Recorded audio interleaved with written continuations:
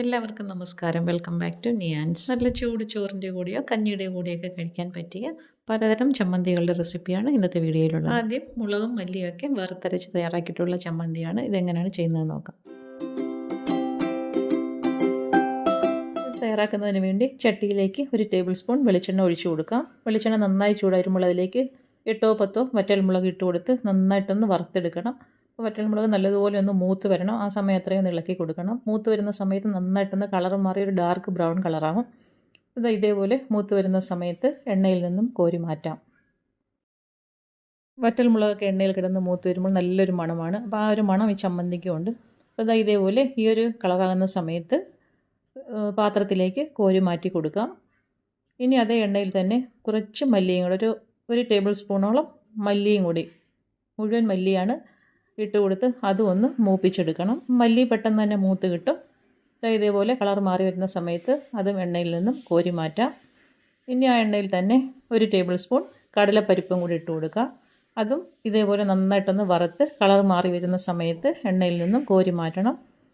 ഇതേപോലെ പെട്ടെന്ന് തന്നെ അത് മൂത്ത് കിട്ടിയിട്ടുണ്ട്. അതും എണ്ണയിൽ നിന്ന് കോരി മാറ്റാം.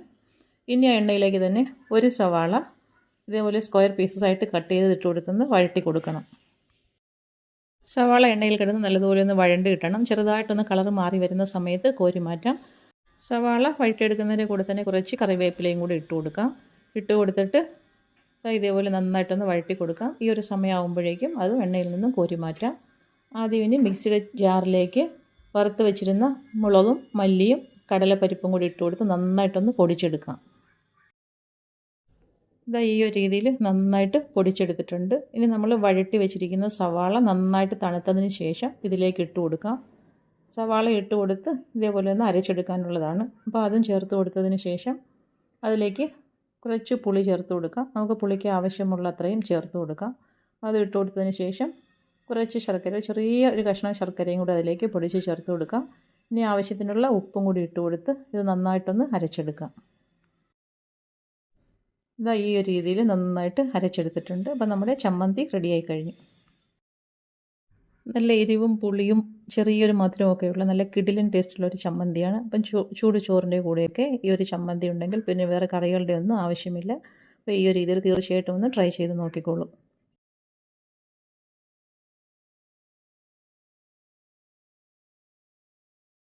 അടുത്തത് ഉപ്പിലിട്ട മാങ്ങയും നെല്ലിക്കയും എല്ലാം കൂടി ചേർത്ത് തയ്യാറാക്കിയിട്ടുള്ള ചമ്മന്തിയാണ്. ഇത് ഉപ്പിലിട്ട മാങ്ങയും നെല്ലിക്കയും എല്ലാം കൂടിയാണ്. അതിൽ മുളകും ഉണ്ട്. അപ്പം നമ്മൾ ഇത് വെച്ചാണ് ഇനി ചമ്മന്തി അരയ്ക്കാൻ പോകുന്നത്. നന്നായിട്ട് ഉപ്പ് പിടിച്ച മാങ്ങയാണ്. അപ്പം ആവശ്യത്തിനുള്ള ഇനി തേങ്ങ നമുക്ക് എടുത്ത് വയ്ക്കാം. തേങ്ങയുടെ കൂടെ തന്നെ മാങ്ങയും കൂടി ചേർത്ത് അരയ്ക്കാനുള്ളതാണ്. അപ്പോൾ ചമ്മന്തിക്ക് എത്രത്തോളം തേങ്ങ വേണമെന്ന് വെച്ചാൽ തേങ്ങ എടുത്ത് വയ്ക്കാം. തേങ്ങ എടുത്ത് വെച്ചതിന് ശേഷം നമുക്ക് പുളിക്ക് ആവശ്യമായ മാങ്ങയും നെല്ലിക്കയും മുളകും കൂടെ ചേർത്താണ് അരയ്ക്കുന്നത്. അതിൽ കിടക്കുന്ന മുളക് തന്നെയാണ് ഈ ചമ്മന്തിക്ക് വേണ്ടി അരയ്ക്കാൻ എടുക്കുന്നത്. അപ്പോൾ ഇത്രത്തോളം മാങ്ങയും നെല്ലിക്കയും മുളകും കൂടി ചേർത്താണ് എടുത്തിരിക്കുന്നത്. അപ്പോൾ അതിലേക്ക് വെച്ച് കൊടുക്കാം. ഇനി ആവശ്യത്തിനുള്ള ഉപ്പിട്ട് കൊടുക്കാം. അതിൻ്റെ കൂടെ തന്നെ 3 4 ചെറിയ ഉള്ളിയും കൂടി എടുത്ത് വയ്ക്കാം. പിന്നീട് കുറച്ച് കറിവേപ്പിലയും ഇനി ആവശ്യത്തിനുള്ള മുളക് പൊടിയും കൂടി ചേർത്ത് കൊടുക്കാം. ഇതെല്ലാം കൂടി ചേർത്ത് നന്നായിട്ടൊന്ന് അരച്ച് ഉരുട്ടിയെടുക്കണം. നല്ല കിടിലൻ ചമ്മന്തിയാണ് ഈ ഉപ്പുമാങ്ങ ചമ്മന്തി. അപ്പോൾ ഇനിയൊന്ന് അരച്ചെടുക്കാം. ഈ ഒരു രീതിയിൽ ഈ ചമ്മന്തി ഒന്ന് തയ്യാറാക്കി നോക്കൂ. ഉപ്പിലിട്ട മാങ്ങയൊക്കെ ഉള്ളപ്പോൾ നല്ല സൂപ്പർ ടേസ്റ്റാണ്. കഞ്ഞിയുടെ കൂടെ ചോറിൻ്റെ കൂടെയൊക്കെ കഴിക്കാൻ പറ്റിയ ഒരു ഐറ്റമാണ്. അപ്പോൾ ഇങ്ങനെയൊന്ന് തയ്യാറാക്കി നോക്കൂ. അടുത്തത് ഒരുപാട് നാൾ കേടാക്കാതിരിക്കുന്ന ഉണക്കച്ചെമ്മീൻ ചമ്മന്തിയാണ്. ഇതെങ്ങനെയാണ് തയ്യാറാക്കുന്നത് നോക്കാം. ഈ ചമ്മന്തി തയ്യാറാക്കുന്നതിന് വേണ്ടി നമുക്ക് ആവശ്യമുള്ള അത്രയും ചെമ്മീൻ എടുത്ത് വയ്ക്കാം. ഇനി ഇത് നന്നായിട്ടൊന്ന് കഴുകി വൃത്തിയാക്കി എടുക്കണം. നമുക്ക് എത്രത്തോളം ചമ്മന്തി തയ്യാറാക്കി വെക്കണോ അതിനനുസരിച്ച് ഉണക്ക ചെമ്മീൻ എടുക്കണം. അപ്പോൾ ഇതേപോലെ നന്നായിട്ട് 3 4 വെള്ളം കഴുകിയെടുത്ത് മാറ്റി വയ്ക്കാം. ഇനി ഇതിലേക്ക് ഒരു സവാളയും കൂടി വേണം. സവാള ഒന്ന് തൊലിയൊക്കെ കളഞ്ഞ് വൃത്തിയാക്കിയിട്ട് നന്നായിട്ട് കനം കുറച്ച് അതിനെ ഒന്ന് സ്ലൈസ് ചെയ്തെടുക്കാം. നമ്മൾ എടുക്കുന്ന ചെമ്മീൻ അനുസരിച്ച് സവാളയുടെ അളവും അതുപോലെ തന്നെ മുളകിൻ്റെ അളവും ഒക്കെ നമുക്ക് എരിവിനുമൊക്കെ അനുസരിച്ച് മാറ്റി കൊടുക്കാം.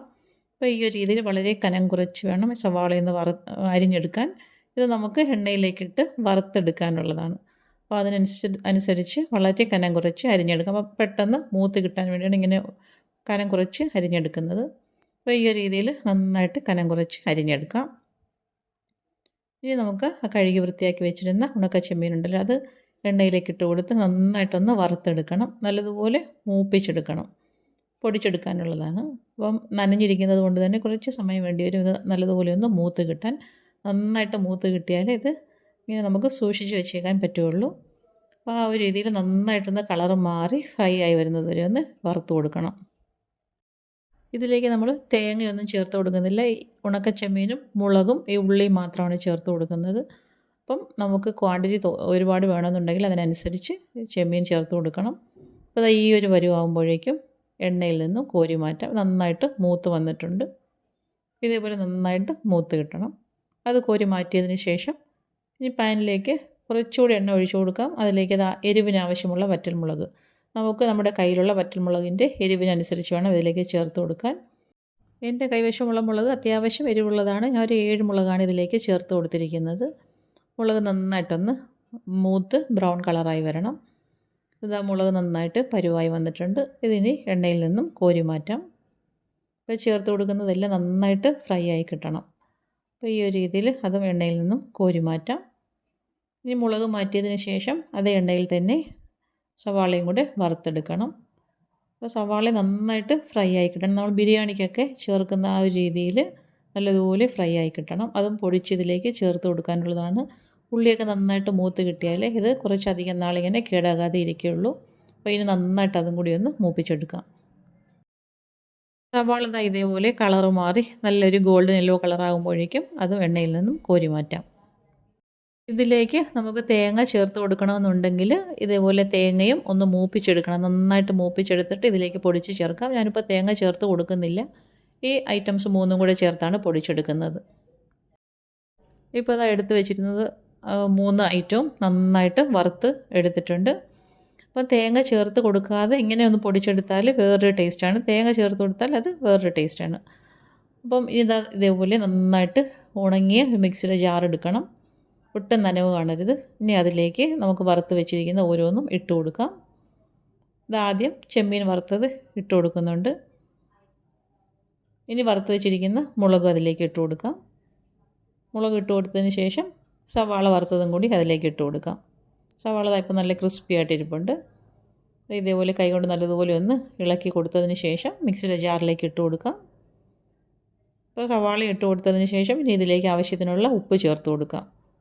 ഉപ്പും ചേർത്ത് കൊടുത്തിട്ട് ഇനി ഇത് നന്നായിട്ടൊന്ന് പൊടിച്ചെടുക്കണം. ഇതാ ഈ ഒരു രീതിയിൽ ചമ്മന്തി നന്നായിട്ട് പൊടിച്ചെടുത്തിട്ടുണ്ട്.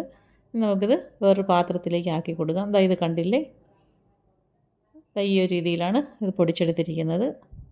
ഇനി നമുക്കിത് വേറൊരു പാത്രത്തിലേക്ക് ആക്കി കൊടുക്കാം. നല്ല കിടിലൻ ടേസ്റ്റാണ്. അപ്പോൾ ഈ ഒരു രീതിയിൽ നിങ്ങൾ തയ്യാറാക്കിയിട്ടില്ല എന്നുണ്ടെങ്കിൽ ഒന്ന് തയ്യാറാക്കി വെച്ച് നോക്കൂ. നമുക്ക് കുറച്ചധികം നാളിങ്ങനെ കേടാകാതെ എയർ ടൈറ്റായ പാത്രത്തിലാക്കി അടച്ച് വെച്ച് സൂക്ഷിച്ച് വെച്ചിരിക്കാൻ പറ്റും. ചൂട് ചോറിൻ്റെ കൂടെയൊക്കെ കഴിക്കാൻ വേറെ കറികളുടെ ഒന്നും ആവശ്യമില്ല. ഇത് മാത്രം മതിയാകും.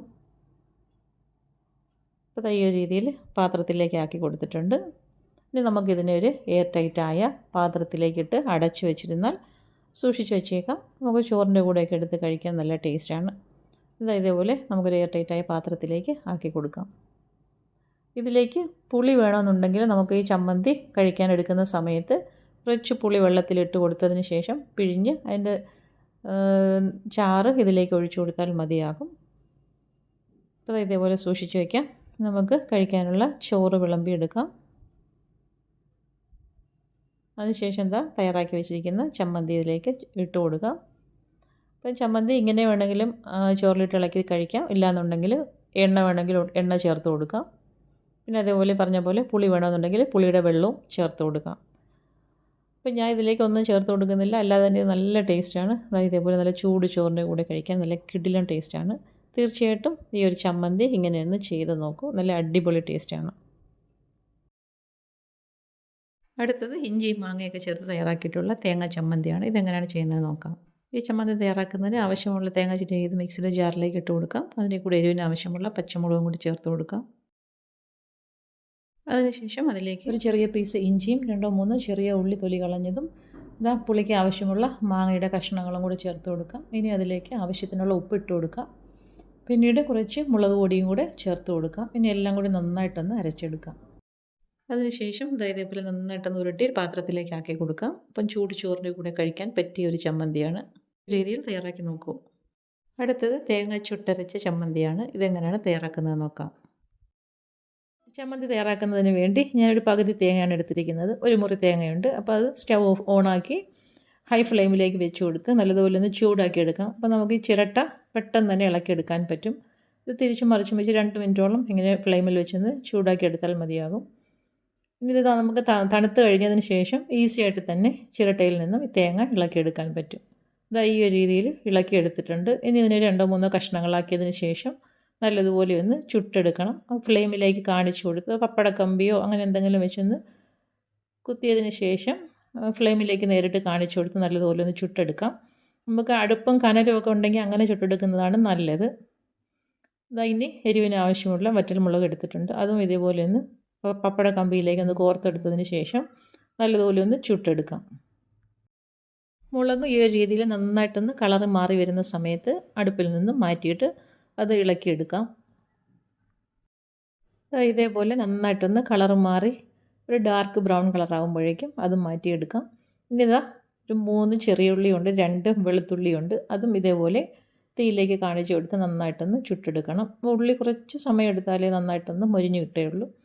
അപ്പോൾ അത്രയും സമയം ഫ്ലെയിമിലേക്ക് വെച്ച് കൊടുത്ത് നല്ലതുപോലെ ഒന്ന് ചുട്ടെടുക്കാം.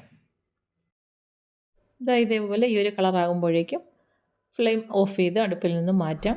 പിന്നീട് നന്നായി തണുത്തതിന് ശേഷം പപ്പട കമ്പിയിൽ നിന്നും അതും ഇളക്കി മാറ്റാം. ഇനി ഇതാ ഒരു പാത്രം അടുപ്പിലേക്ക് വെച്ച് കൊടുത്തിട്ടുണ്ട്. അതിലേക്കൊരു 10 കുരുമുളക് ഇട്ട് കൊടുക്കണം. അതിൻ്റെ കൂടെ തന്നെ ഒരു തണ്ട് കറിവേപ്പിലയും കൂടി ഇട്ട് കൊടുക്കാം. ഇനി ഇത് രണ്ടും കൂടി നന്നായിട്ടൊന്ന് മൂപ്പിച്ചെടുക്കണം.